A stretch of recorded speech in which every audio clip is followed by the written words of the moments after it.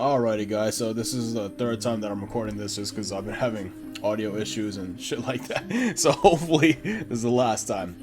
But basically, this is a new installment. I'm just gonna call it Vegan Rants. Yeah, just go through stuff that I want to comment on, discussions that I'm having with people, and just go point by point and explain things, expound on things, and debunk points that I feel are incorrect.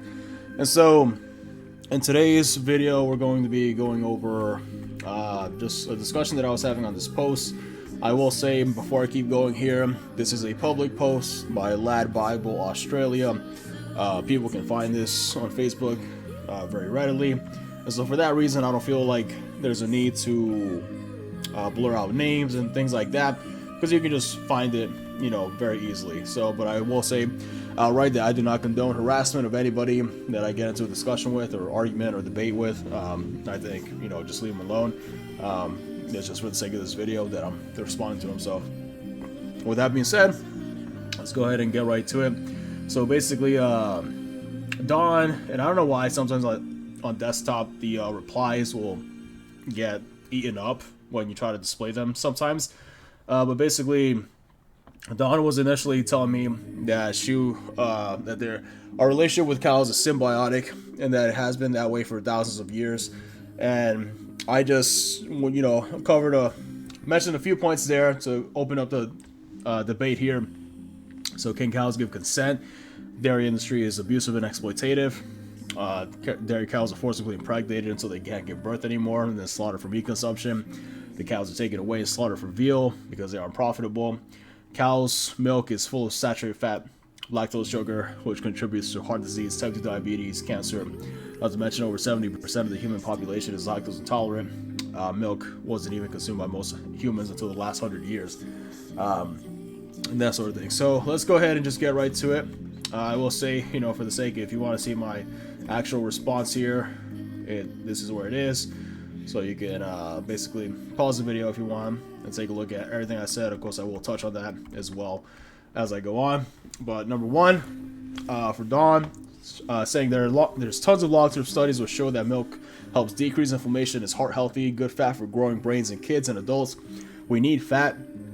Moderation helps aid weight loss, being a great source of vitamin D and 21 naturally occurring other vitamins, nutrients, and minerals our bodies need on a cellular level daily. Okay, so the health effects. First of all, dairy products are full of saturated fat. So let's see here. Just go to our good friend Google. Saturated fat in. Let's start with milk. Okay. So first off, actually, so we can just see there. We'll just start with milk. So saturated fat in milk.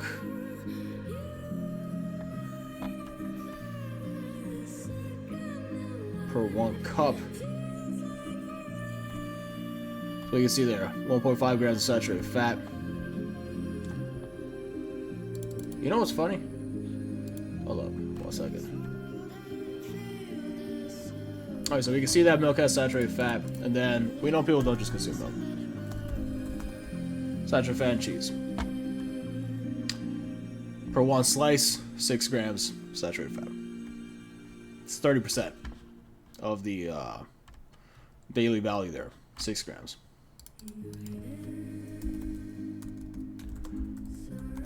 We know, motherfuckers are consuming ice cream too. 4.5 grams saturated fat, 22% of your daily value. Okay.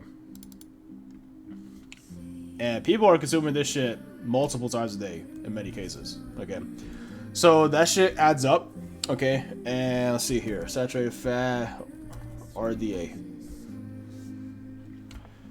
See, this seems to have increased as the years have gone by. I think there's a deeper reason behind that in terms of the animal agricultural industry trying to push the idea that more saturated fat is okay.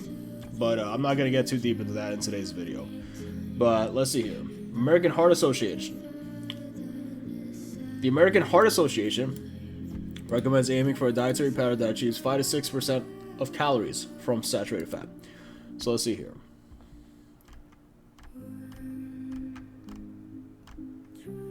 If you eat a 2,000 calorie diet, No more than 120 of them should come from saturated fat. That's 13 grams of saturated fat per day. All right. So let's see here. Saturated fat contributes to insulin resistance, type 2 diabetes. Okay. So let's see. Besides that, so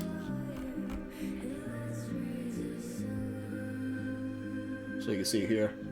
And I will say, it's worth mentioning this.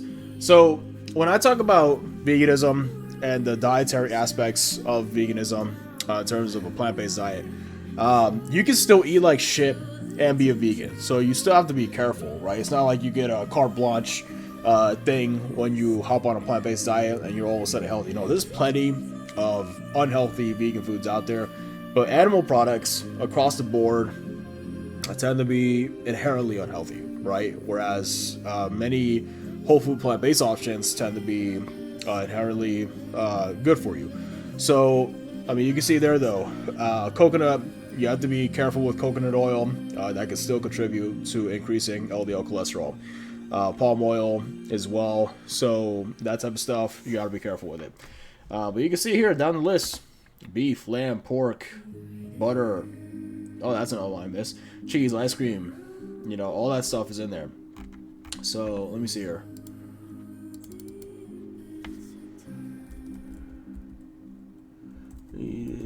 Fat. Heart disease. See right there.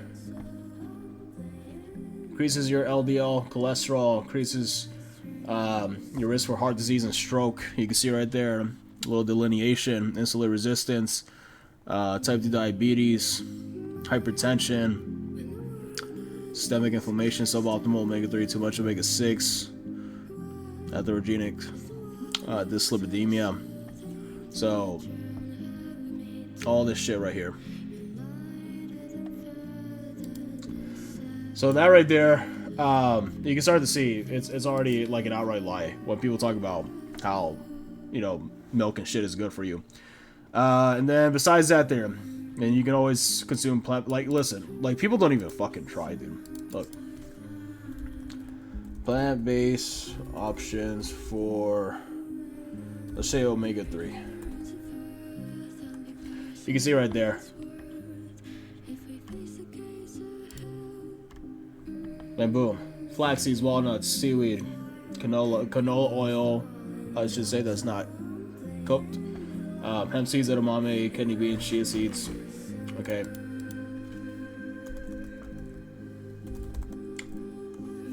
Boom. Zinc. We just start going down the list. Like when people try to say, "Oh, plant-based diets are nutrient deficient." You can see there, protein, tofu, tempeh, edamame, lentils, chickpeas, peanuts, almonds, spirulina, quinoa. Okay. Of course, carbs are like so easy, bro. It's potatoes, pastas, rice, quinoa, farro, grains, in general, oats, all types of shit. But basically, like, you can see there, like, you can get all this shit. You know, you just type in literally what you're curious about, and you will gain options there in a heartbeat. The other thing is dairy farmer, so profit motive incentivized there as a dairy farmer. So we can see there's already a reason to lie about shit. Of course, when your money is on the line, you're going to try to paint a beautiful picture of the things that you do, even though it can be outright bullshit. So, saying that all cows are treated the same, we don't kill cows on dairy farm. Okay, this line of like reasoning is so fucking sneaky, because this is the level of deception that you have to be aware of when it comes to people who are involved in the industry speaking to you. They try to use obscure language to hide what it is that they're involved in. We don't kill cows on dairy farms, but okay, let's be very clear. You might not kill cows on a dairy farm, but dairy cows are killed in general in slaughterhouses. Okay, so let's go ahead and substantiate that there. Hold up. Are dairy cows killed for meat? Listen, I'm not typing anything crazy biased here, am I, guys? Like, tell me, let's be real. Am I typing anything that's like trying to cherry pick? Boom, right there.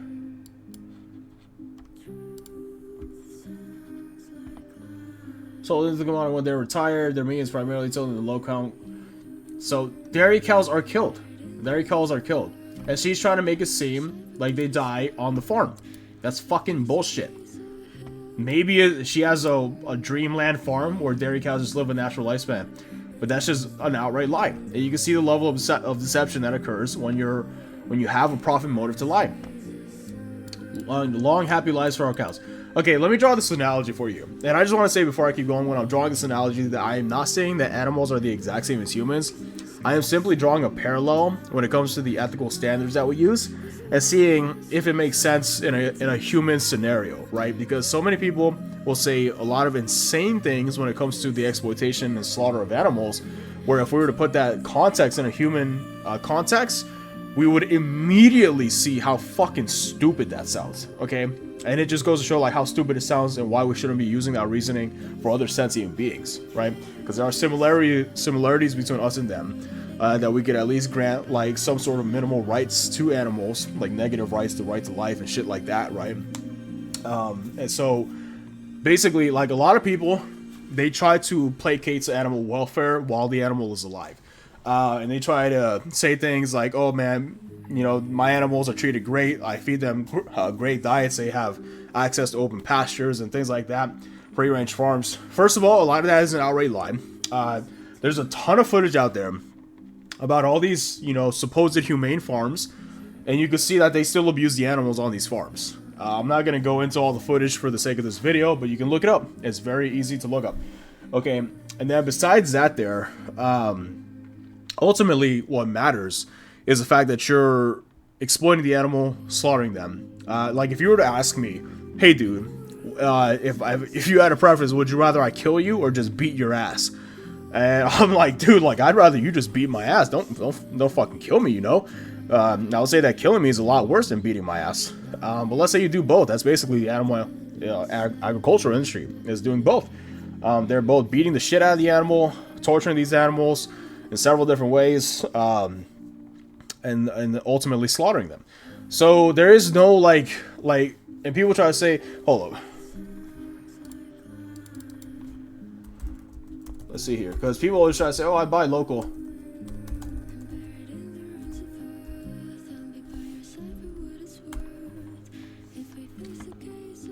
I buy local humane farm meat from my grandpa who farms across the street from me. 99% of the meat production is factory farm. 99%. 99%. You eat that meat, so stop bullshitting it. Okay? This La La Land that these farmers try to fucking pitch is straight up horseshit. Okay? 99% of meat is factory farm. Okay, so, and then the forcible impregnation. So more or less it's rape, right? Forcible impregnation. But I'm not, so basically it's just unethical. And then she's trying to say that it's more ethical than if they were to allow a bull to do it. First off, let me draw the analogy here. Okay, just to really paint the clear picture. If I were to give you a scenario, let's say there's a woman who lives in a high crime rate area for sexual assault. And you knew that there was like a 90% chance that she was going to get raped if she went out on the street or some shit like that, right? And you took it upon yourself, oh man, well if she's going to get raped and impregnated by like a rapist anyway, why don't you go in there and just like capture her and then artificially inseminate the woman and then, you know, exploit her that way because you know, the rapist will be rougher with her, right? They will probably hurt her while they were raping her and all this shit. So it's okay if you were to rape them in a more a sense of less suffering, but dude, you're still fucking doing something unethical. It doesn't matter if another act is going to be less ethical than what you're doing. If the fact of the matter is you're still doing something unethical, then that's what the discussion should be about. You're still forcibly impregnating cows. Cows have to be impregnated in order for them to produce milk, and then ultimately after they're done producing milk, then they're sent to slaughter, because this is a profit motive business. This is a business, right? Like they're gonna try to get all the money they can out of that animal, which, you know, after they lived, you know, their average lifespan of 4 to 6 years, then they're gonna be sent off to slaughter for beef. And so there is no happy La La Land for fucking dairy cows. It's awful. You know, imagine living a life where you're impregnated over and over and over again so you can continue to produce breast milk as a human being. And then ultimately, like, once you can't get pregnant anymore, who knows when the fuck that is for humans, then you would go ahead and, you know, get sent off to be killed for a cheeseburger. That's basically the life of a dairy cow. And then there's this bullshit. And the welfare can basically be summed up in our last point as well, alongside with number 3, by the way. But then number 5 here, hundreds of SM Gen diaries in the US, and guess what? We are highly regulated. I have never seen a cow mistreated or neglected. That is such bullshit. You are such a liar. Okay, you are such a fucking liar. All right, so let's see here. Ag laws. Ag. Huh. What are ag laws? Happy Farms, right? Happy Farms. So you can see here, legislation passed for agricultural gag laws. Ag laws punish whistleblowers and undercover activists for recording footage of what goes on in animal agriculture. You can see there, legislation passed Alabama, Missouri, North Dakota, Montana. I think I got those right. So you can see, you know, there are states that are fighting, right? And you can see all these fucking states have basically filed some form or another of agricultural gag laws. Right, it was either struck down as unconstitutional, there was a lawsuit filed, legislation was defeated, legislation passed. But all of these motherfucking states have attempted to pass that. Why, if animal agriculture is such a happy-go-lucky, humane practice, have all the fucking states in this country try to attempt to pass ag laws to punish people for whistleblowing on their bullshit? Why the fuck would that be? Imagine that. So, yeah, that's basically and then also there's, hold up. There's like suspended slaughterhouses, you know, because people have this idea that animals are killed humanely. Like notice of suspension held in abeyance here. Just basically talking about how they had to repeatedly shoot the animal to try to attempt to stun them. And so they're shutting down the slaughterhouses there. And then here's other shit that goes on in slaughterhouses, just so you get an idea of the human exploitation level that occurs, right? NBC News, federal government is investigating the possible human trafficking of children who clean slaughterhouses. Illegal employees there, they're exploiting low income. You can see here, there's a link there, right? They're exploiting low income areas, right? To try to get illegal immigrants to contribute to animal slaughter. This type of shit is a prime area for shit like this to occur, right? And abuse workers and shit like that as well. So there's just a shit ton of stuff that goes into animal agriculture.